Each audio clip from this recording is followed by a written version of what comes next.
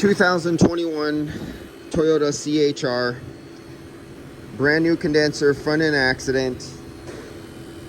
What else I gonna do? I'm brain dead. Here we go. We're adding nitrogen. Why are we adding nitrogen? Because this is the Toyota that has the plastic clip on it, and they have me out here after they put it together, so I have no way to do the little tug test and make sure that they have the clip in right. And the other thing that scares me is that they have an aftermarket condenser. So, oh damn it, I didn't put on the light. Oh look, wait a minute, I can give you some light here. Okay, so right off the bat, you know it's an aftermarket condenser. You see how wide that fin spacing is?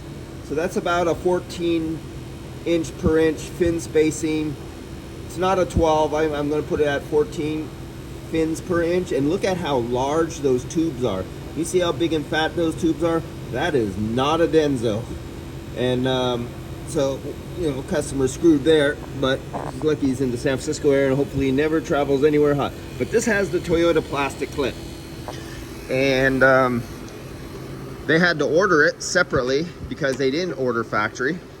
And it doesn't come with the plastic clip that breaks all the time. And the technician even mentioned to me, he goes, this had that Toyota plastic clip that always breaks when you take them off. I go, yeah, you're supposed to break them when you take them off. You do not reuse them. Says, yeah, we had to order it because I noticed this right away and I asked them. They had a supplement up here to AC clip O-ring line. So I guess they could not get the clip and they needed to deliver this vehicle. But the clip did come, see this liquid line right here? It has the pressure switch. Man, that must have been a $250 line with this pressure switch, and it goes down to condenser. So they ordered the whole line just so they could get the clip. So they paid $250 to get a clip, and they didn't use the line. This is the original line. So they have an aftermarket condenser, an OEM clip, original line, and I know he didn't change the line. The new line came with O-rings, but I know he didn't take the new O-rings off and put them onto this old line, and he just hooked them up to the aftermarket condenser. Another problem with some aftermarket condensers, where the O-rings go into, they machine it and it might be a few thousandths bigger. And if you reuse old O-rings that are a little crushed and they're a little hard and they don't have the elasticity that they used to have, they might leak right away or they'll leak later. And what will happen is, because it's a little bigger, when it's a hot summer day, like we're like 54 degrees outside right now, and it's foggy and overcast and it's drizzling, on a hot summer day, when this high side pressure goes up to 270, 300 some PSI when they're in the Arizona desert, it will bypass those old O-rings because they're in a machined tube that is a little bit bigger than the OEM, and then they leak refrigerant only in that cell. So what I'm going to do here, I just want to see if this line blows off under pressure. And I started the evacuation because the humidity is like 100% right now, as you can see from the water in the air. This is just sitting here inside.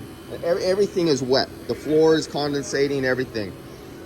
So, as you can see, I got it down to 100, roughly 80 with the vacuum on. It's not that high. It goes back up to 700 or 1,000 because the system has been saturated. It's been sitting open to the atmosphere with moisture. And let's hit this with a little nitrogen. Let's close down the low side. Let's close down the high side, the vacuum. I already have nitrogen sitting right here. I already have the high side open. So let's, and you can see the vacuum raising. It's gonna go well over 1,000. There's just a shit ton of moisture in the system. And let's open it up. And did I open? Oh, I gotta crank it a little bit. All right, let's crank it a little more. Oh, crank it a little more. All right, am I running out of nitrogen? Crank it a little more. There we go. Now we're cooking with fire. So I got 200 PSI on there and the line has not blown out. And most of you would say, oh, that's good. He's good to go. That'll never blow out. Well, here's something you don't know.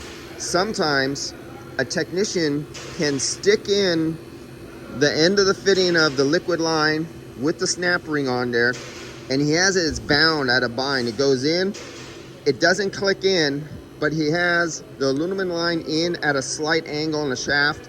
And if the original line was bent and it's under a bind, it will hold in, because as you push out, it actually locks up and binds in a camming action. And you'll pass every test right now. And then the customer will go out, and through vibration and the line moving and vibration, it blows out later. Well, I can't double check that he did it right because it's all put together now. And it's an aftermarket condenser. If they machined the fittings wrongs, where the clips, where the little ends of the clips have to go in and they snap out and they hook in, if they weren't machined right, it could blow out later. I've came across many of those. Thank you, aftermarket condensers. So that's it for that one right now. I'll catch you guys later.